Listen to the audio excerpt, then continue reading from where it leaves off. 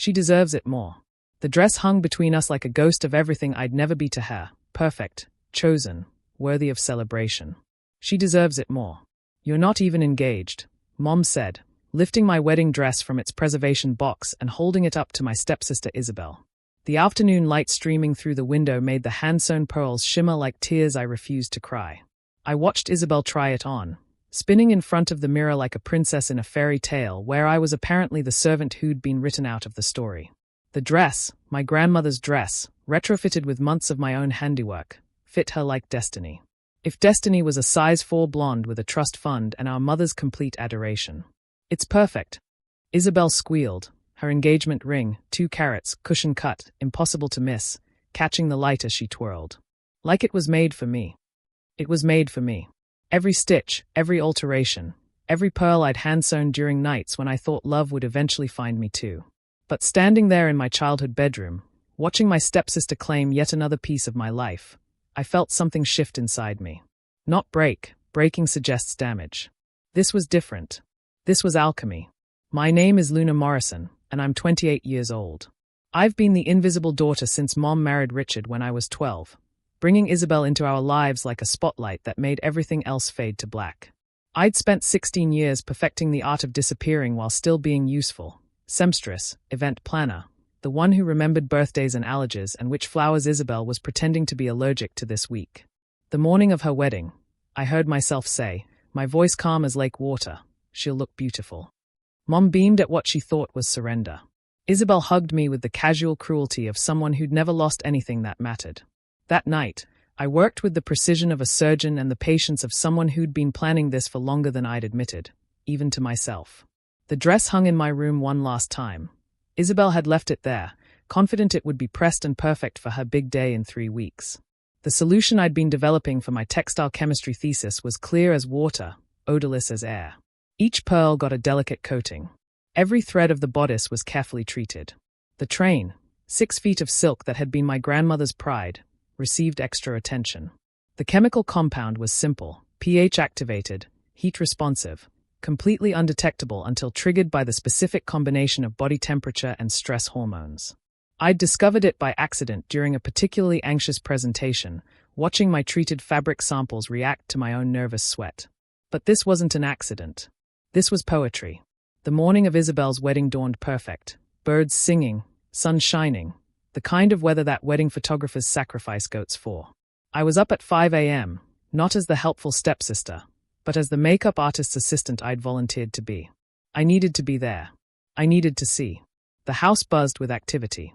Richard was practicing his father of the bride speech, forgetting as always that he'd been my father first, technically, even if the title never quite stuck.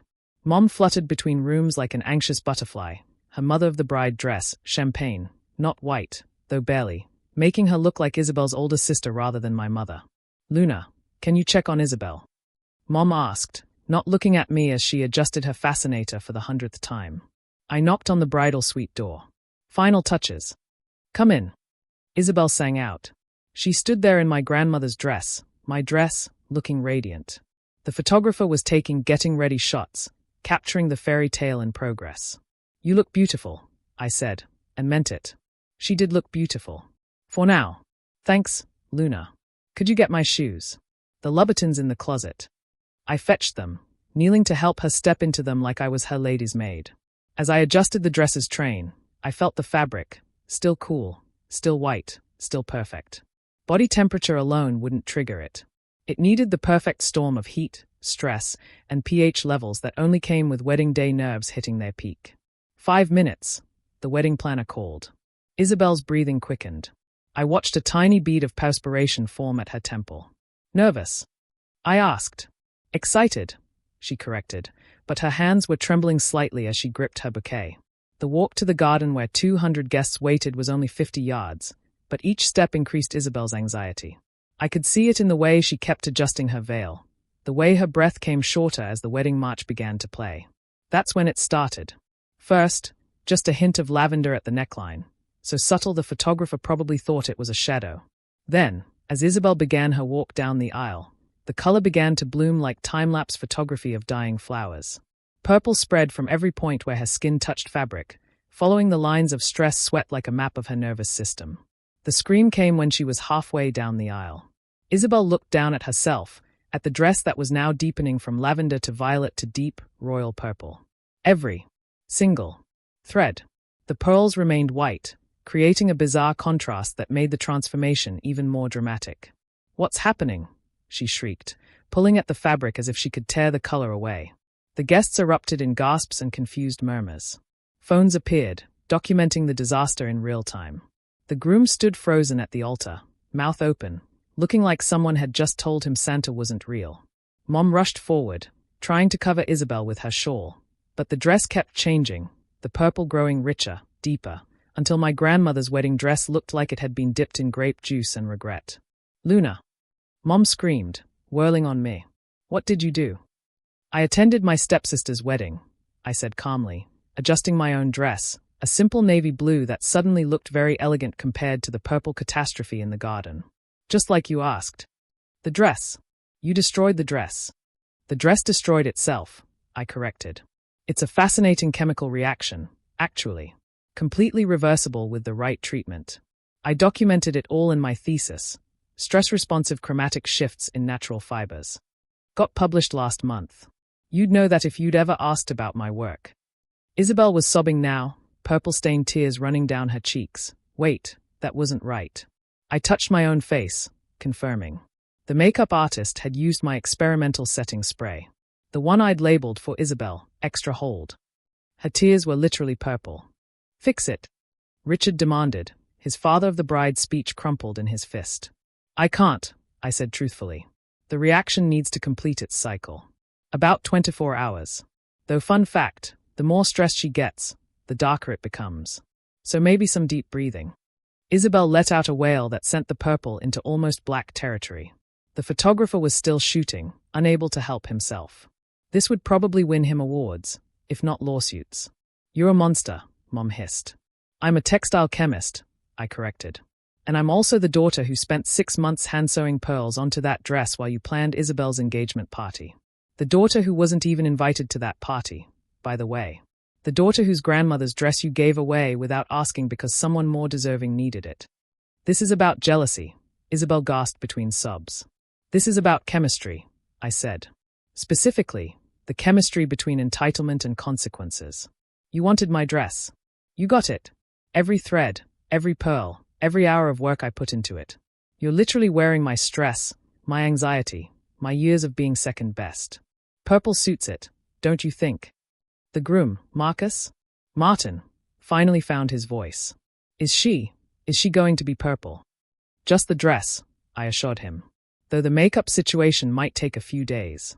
I'd postpone the honeymoon unless you're into the whole Violet Beauregard aesthetic." "You've ruined everything." Mom shrieked. "No, I revealed everything," I said, pulling out my phone to show them the thesis publication. "This dress. It's my master's project. A revolutionary textile treatment that visualizes stress responses. I've already got 3 major fashion houses interested in licensing the technology for runway shows. Imagine, clothes that change color with emotion. The applications are endless." "But why?" Richard asked, looking genuinely confused. "Why would you do this?" I looked at him, the man who'd been my stepfather for 16 years and still introduced me as my wife's daughter while Isabel was always my daughter. "Because for once," I said, "I wanted the outside to match the inside. Isabel has been wearing my life like a costume since we were kids. My clothes when Mom decided they looked better on her. My friends when she decided they were interesting. My bedroom when hers wasn't big enough. And now, my grandmother's dress. So I made sure that when she wore it, everyone would see the truth. That it doesn't fit her. It never did." The wedding fell apart pretty quickly after that. Guests dispersed after taking enough photos to fuel social media for weeks. The reception was cancelled. The purple dress was taken away by Isabel's bridesmaids, who were trying everything from club soda to prayer to fix it. I drove home, not to Mom's house, but to my apartment across the city, the one none of them had ever visited because they hadn't asked where I lived since I'd moved out 3 years ago. My phone had 47 missed calls by the time I plugged it into charge. I ignored them all, pouring myself a glass of wine and opening my laptop to find an email from Vivienne Westwood's head of innovation. "Ms. Morrison, we're extremely interested in your stress-responsive fabric technology. The next morning, a viral video titled "Purple Wedding Disaster" had 3 million views.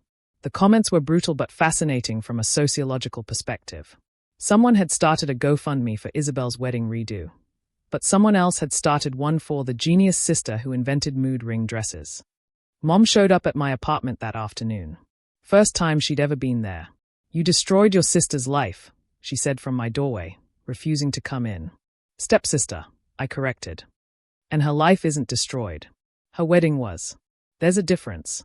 She'll recover, probably sue me, definitely hate me forever. But she'll recover. She always does. People like Isabel always do." "And what about us?" Mom asked. "Our relationship."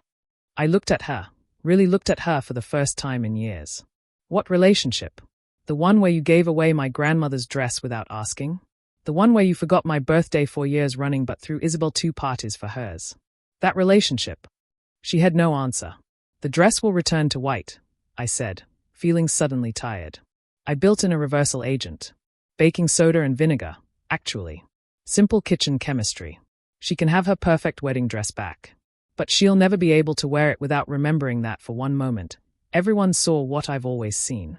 That it was never really hers." Mom left without another word. 3 weeks later, my patent was approved. 3 months later, I was heading my own lab at a major fashion technology company. The purple wedding became a case study in viral marketing, though that hadn't been my intention. Isabel eventually got married in a new dress. I wasn't invited, which was fine. I was in Paris that weekend anyway, presenting my new line of emotion-responsive fabrics at Fashion Week. The models walked the runway in white dresses that shifted through the spectrum based on their moods. Confidence blazed gold, serenity rippled blue, excitement burst into rainbow cascades. But my favorite was the finale dress. It started purple, deep, royal, unapologetic purple. And as the model walked, it slowly, beautifully transformed to white. Not because the stress was gone, but because she'd learned to wear it with pride. Sometimes the best revenge isn't destroying someone else's fairy tale. It's writing your own.